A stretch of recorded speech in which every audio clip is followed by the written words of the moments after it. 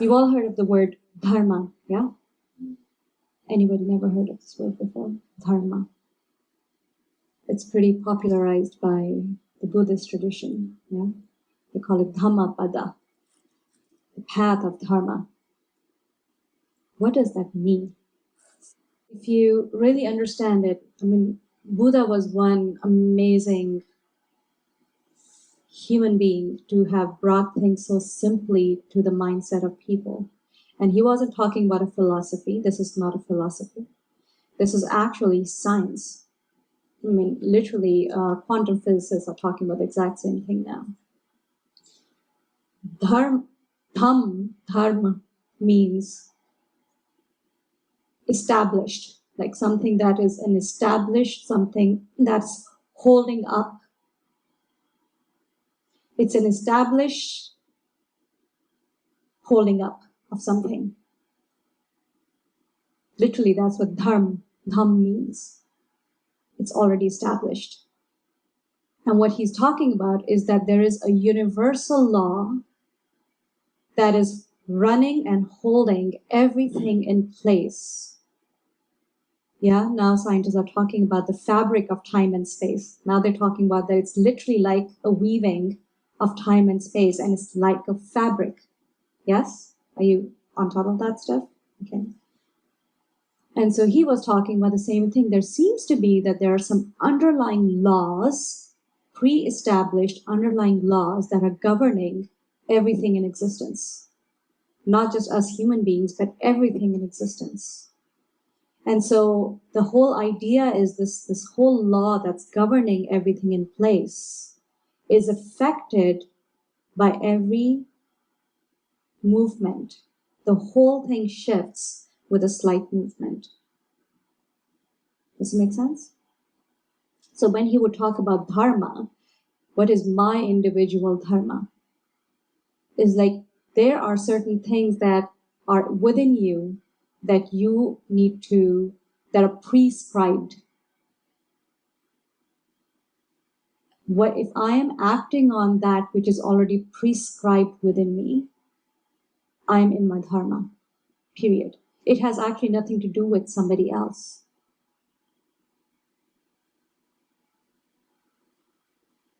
You see where we make it lofty in our mind? We have to do this for someone. It is not about someone, because everything is a constant.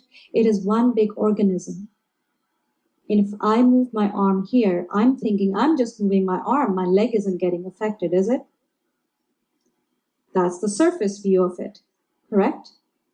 I'm just moving my arm. But in movement of my arm, there are subtle energies within my body that are actually affecting my leg and my brain and my breathing and my heart and my organs. Yes? So dharma is this unseen process that goes underneath the surface, which you don't really get to see, but it is getting affected by everything. So when he would say, your job is to just be in your dharma.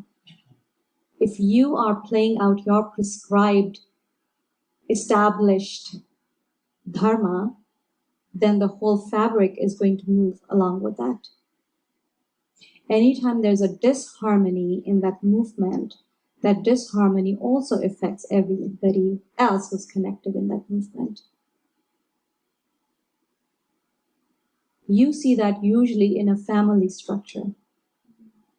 Yeah? If one person's getting unhinged, it is affecting everyone in the family, right? Whether you happen to like them or not. Doesn't matter. Everybody's getting affected. So you can get to see that fabric right there.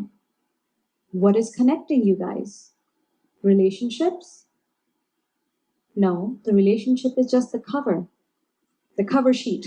The actual facts is that deeper ectoplasmic connection. You're connected in time and space. Can you visualize that? And now think about in a bigger picture. Let's expand it out. We have fires going on here and Vegas going on over there and hurricane going on over there. And heavy rainfall going on over there. Is it affecting you in some way? Sometimes you can't tell. But it is subtle because you're all floating on that same fabric of time and space. So when you chant something like what we did right now, and you are hesitating, it's okay, especially if you're just starting out with this stuff. Mind will come in, it's okay. But at some point, if you allow yourself to just surrender your mind into your heart has the ability, it literally is the center of your electromagnetic field. It sends out ripples.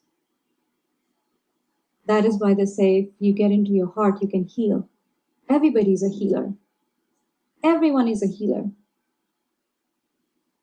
Because you can send a shock wave out that can bring an imbalance into a state of balance without you having to know that person at all. You don't even have to be linked with them. Some of your minds are going, what the hell? I just came here to get my yoga done. It's okay. I have a captive audience. If a seed drops somewhere, sure, it'll be great. Because want it or not, you're part of this fabric. Acknowledge it or not. Your actions, your choices, your thoughts are having a ripple effect. And this whole journey of Kundalini Yoga, this whole journey of practicing, please notice we don't say perfecting. You don't say that, right? I'm going to perfect a yoga class. You're saying I'm going to go practice the yoga class. I'm practicing my yoga. This whole process of practicing is how do I get over time into a state of practice that brings me into that state of harmony. Don't do it for the world. You getting into the place of harmony is bringing harmony to the world. That is the only process to what I call the lofty idea of world peace.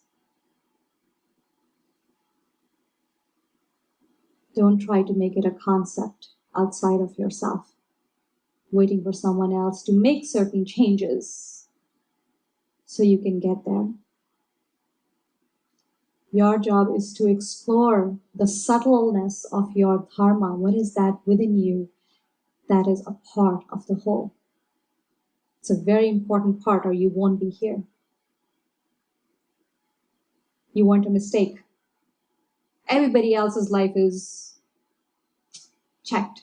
Mine was a mistake. How many of you thought that at some point? This one was a total mistake. You think the universe is that stupid?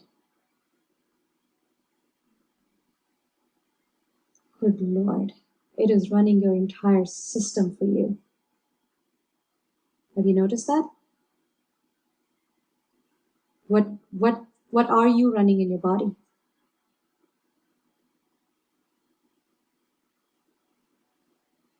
Is there any system within your body that you're running voluntarily by your choice? Is that coincidence?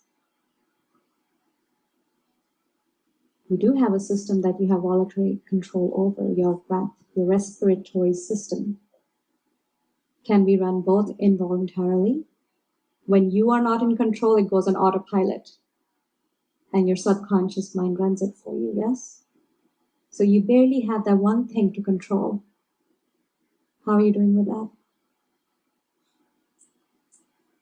But you like to think I'm in control. Isn't that amazing? What a grand illusion we like to create ourselves as a part of. So I like to give people this challenge. If the universe saying, okay, I'm going to give you enough intelligence so you can control this part of your system. Let's see how you do it. What a mess you made out of your lives. To the extent that it gave you the control, you messed it. But the good thing is, there's always a new day. There's always the next breath. This one, I will move consciously. I will move my belly out. I will open my heart. I will open my shoulders. Now I'm in this moment alive. Inhale, not a problem for anybody, right? How's your exhale? Have you ever noticed yourself exhale fully? Have you ever seen it? What does that look like? Like you're running out of breath?